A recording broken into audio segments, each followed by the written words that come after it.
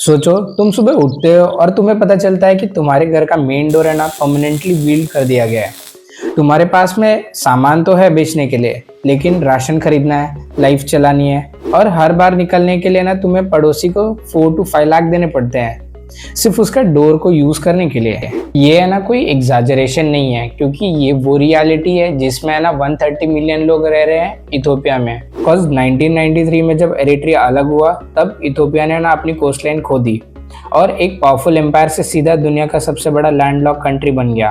तब शायद है ना ये एक पॉलिटिकल डिसीजन था, लेकिन आज 2026 के टाइम पे ये एक कर्ज बन चुका है। और तो और इसका सबसे डेंजरस बात ये है कि इथोपिया अब इस बंद दरवाजे के साथ है ना एडजस्ट नहीं कर रहा है, बल्कि वो इसे ना तोड़ने का प्लान बना रहा है।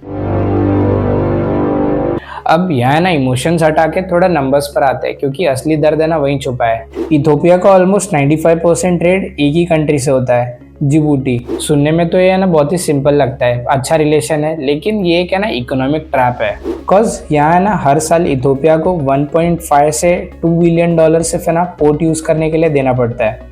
अब इसको थोड़ा जूम आउट करके देखें तो इथोपिया का टोटल एक्सपोर्ट है ना अराउंड 5 बिलियन डॉलर है।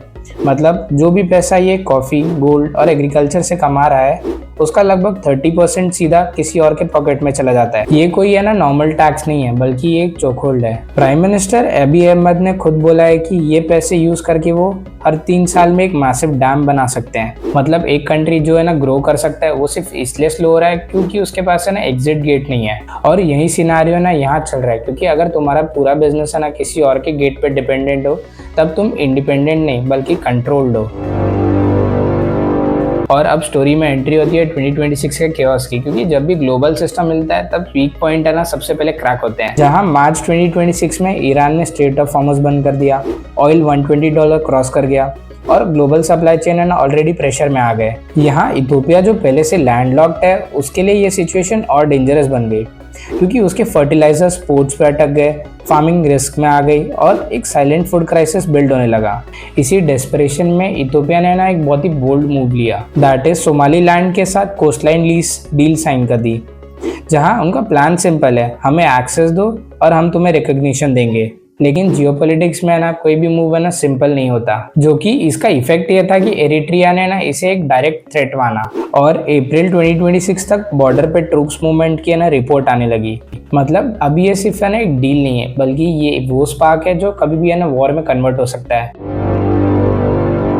अब तुम ये सोच रहे होगे कि भाई ये सब तो अफ्रीका में हो रहा है, मुझे इंडिया में क्या फर्क पड़ेगा? फर्क तो पड़ता है, डायरेक्टली या इनडायरेक्टली। जैसे रेड सी दुनिया के ना 12% ट्रेड का मेन आर्टरी है।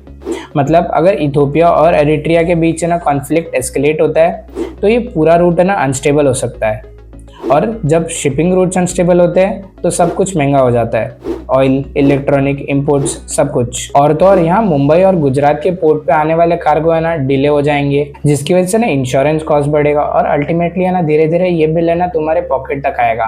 बिकॉज ग्लोबल इकोनॉमी है ना एक चेन है और इथोपिया कोई साइड कैरेक्टर नहीं है, बल्कि वो एक प्रेशर पॉइंट है। और जब है ना इतना बड़ा कंट्री सफोकेट करता है तो वो एक रिपल इफेक्ट क्रिएट करता है, जिसमें इंडिया जैसी इकोनॉमीज को है ना डायरेक्ट इफेक्ट पड़ता है। अब यहाँ ना सिचुएशन जितना सिंपल लग रहा है उतना डेंजरस भी है, क्योंकि इथोपिया भी है ना लैंड टैक्स देने के मूड में नहीं है, बल्कि वो एक है ना नया दरवाजा ढूंढ रहा है, चाहे फिर उसको इसके लिए रूल्स बंद करने पड़े या फिर बॉर्डर्स। और जियोपॉलिटिक्स का सबसे डेंजरस मूव वही होता है जब इकोनॉमिक्स है ना डेस्परेशन में कन्वर्ट हो जाती है, और यही चल रहा है इथोपिया और एरिट्रिया के केस में। क्योंकि ये सिर्फ है ना एक कोस्टलाइन की फाइट नहीं है, बल्कि ये एक सर्वाइवल का गेम है, जहाँ एक कंट्री ये डिसाइड करेगा कि वो या तो रूल्स फॉलो करेगा या उसे तोड़ देगा। एंड जब ऐसे टाइप के डिसीजंस लिए जाते हैं ना तो सिर्फ एक रीजन नहीं बल्कि पूरी दुनिया ना उसका इम्पैक्ट फील करती है।